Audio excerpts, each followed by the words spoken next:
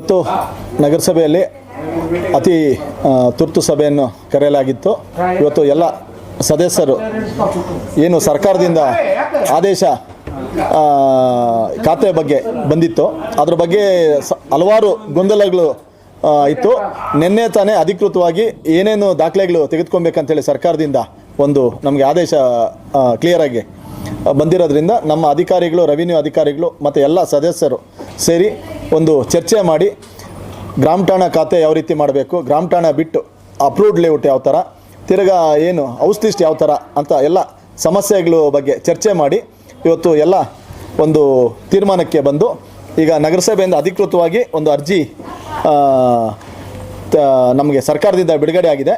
ಆ ಅರ್ಜಿ ತಯಾರಾಗಿದೆ. ನಾಳೆಯಿಂದ ಎಲ್ಲ ನಮ್ಮ 31 ಸದಸ್ಯರು ಪಕ್ಷಾತೀತವಾಗಿ ಎಲ್ಲರೂ ಸೇರಿ ನಮ್ಮ ನಗರದ ನಿವಾಸಿಗಳಿಗೆ ಒಂದು ಖಾತೆ ಕೊಡ್ತಕ್ಕಂಥ ಕೆಲಸವನ್ನು ಒಂದು ಮಾಡಿಕೊಡ್ಬೇಕಂತೇಳ್ಬಿಟ್ಟು ಎಲ್ಲ ಸೇರಿ ಒಂದು ತೀರ್ಮಾನ ತೆಗೆದುಕೊಳ್ಳಲಾಯಿತು. ಇವತ್ತು ಏನು ಎ ಖಾತೆ ಇದೆ, ಒಂದು ಬಿ ಖಾತೆ ಇದೆ. ಅದು ಸಾರ್ವಜನಿಕರು ಏನು ಅರ್ಜಿ ಸಲ್ಲಿಸುವಾಗ ಅವರು ಕ್ಲಿಯರಾಗಿ ಇದನ್ನು ಒಂದು ಮೆನ್ಷನ್ ಮಾಡಿಬಿಟ್ಟು ಸಲ್ಲಿಸ್ಬೇಕಂತ ಹೇಳ್ಬಿಟ್ಟು ಮನವಿ ಮಾಡ್ಕೊತೀವಿ. ಏನಾದರೂ ತಮಗೆ ಒಂದು ಕನ್ಫ್ಯೂಷನ್ ಇತ್ತು ಅಂದರೆ ನಮ್ಮ ನಗರಸಭೆ ಅಧಿಕಾರಿಗಳು ಮತ್ತು ನಮ್ಮ ಸದಸ್ಯರುಗಳು ಇರ್ತಾರೆ, ಅವ್ರ ಹತ್ರ ಒಂದು ಮಾಹಿತಿ ಪಡೆದು ನೀವು ಅರ್ಜಿ ಸಲ್ಲಿಸ್ಬೇಕಂತೇಳಿ ಒಂದು ಮನವಿ ಮಾಡ್ತಾಯಿದ್ದೀವಿ. ಇದು ಟೈಮ್ ನಿಗದಿ ಇರೋದ್ರಿಂದ ಪ್ರತಿಯೊಬ್ಬರಿಗೂ ಒಂದು ತಮ್ಮ ಮುಖಾಂತರ ಒಂದು ಮನವಿ ಮಾಡ್ಕೊತಾ ಇದ್ದೀವಿ. ಅರ್ಜಿ ಪ್ರತಿಯೊಬ್ಬರು ಸಲ್ಲಿಸಬೇಕು. ಸಲ್ಲಿಸಿದ ನಂತರ ನಾವು ನಗರಸಭೆಯಲ್ಲಿ ಸಿಬ್ಬಂದಿಗಳ ಹೆಚ್ಚು ಮಾಡಿಕೊಂಡು ಇದನ್ನು ಪ್ರತಿಯೊಬ್ಬರಿಗೂ ಖಾತೆ ಕೊಡೋಂಥ ಕೆಲಸನ ನಾವು ಮಾಡಿಕೊಡ್ತೀವಿ ಅಂತೇಳಿ ತಿಳಿಸ್ಲಿದ್ದು.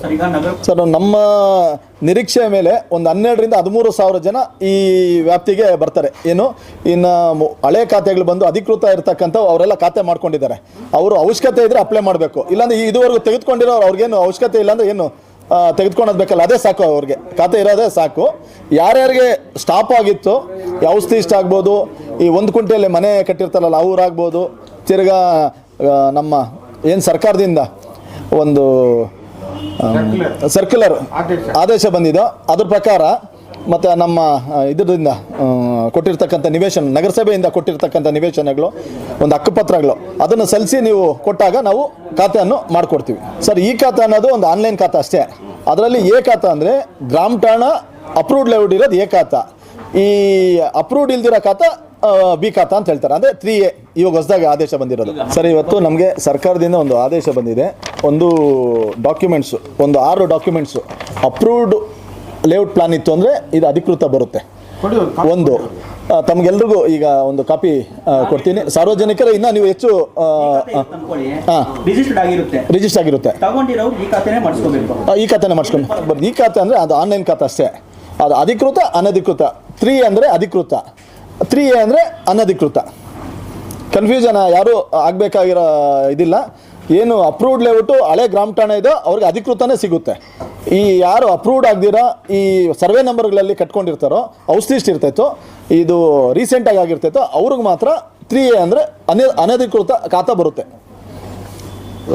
ತಿರ್ಗಾ ಸಾರ್ವಜನಿಕರಲ್ಲಿ ಮನವಿ ಮಾಡ್ತೀವಿ. ಈಗ ಏನು ಅರ್ಜೆಂಟು ಇದು ನಮ್ಮ ಟೈಮ್ ನಿಗದಿ ಇರೋದ್ರಿಂದ 2024-25 ಟ್ಯಾಕ್ಸು ಇಷ್ಟು ನೀವು ಕಟ್ಟಿ 1 ವರ್ಷದ ಕಟ್ಟಿ ಸಲ್ಲಿಸಿದ್ರೆ ಸಾಕು, ನೀವು ಈಗ ಖಾತೆ ಬದಲಾವಣೆ ಆಗುತ್ತೆ.